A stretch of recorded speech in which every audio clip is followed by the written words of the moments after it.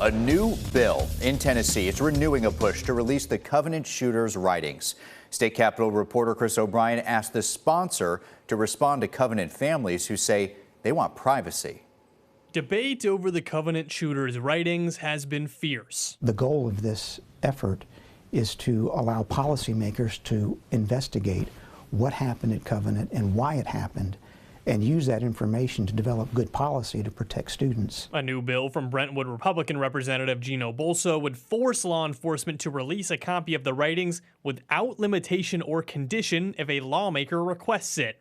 The bill only deals with shooting incidents that occurred at a public or private school in the state in March of 2023, which Democrats say is a clear attack on Covenant families. It's really disappointing that they're trying to focus on the diary of a murderer rather than the actual issue plaguing every community across the state of Tennessee. The Covenant Families for Brighter Tomorrow's nonprofit declined an interview for this story, but did provide a statement that read, "We do not feel House Bill 1653 is worth engaging on and will continue to focus our efforts on legislation that has the ability to bring meaningful change and safety to our communities.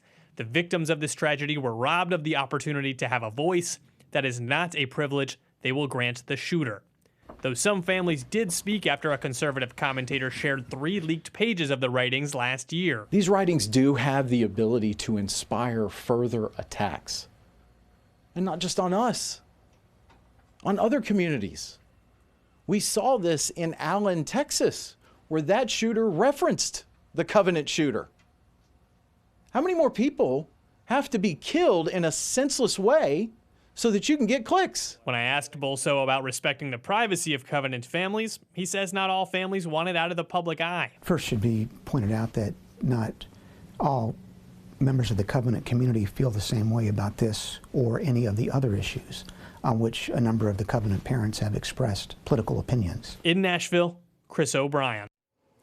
The bill is set to be discussed in a committee soon. However, it currently does not have a Senate sponsor, and it would need one to pass.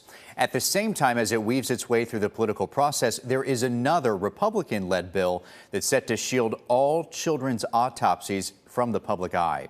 Now, Chris also did ask Bolso how his bill would affect the children's autopsy bill. It depends entirely on what the autopsy bill says.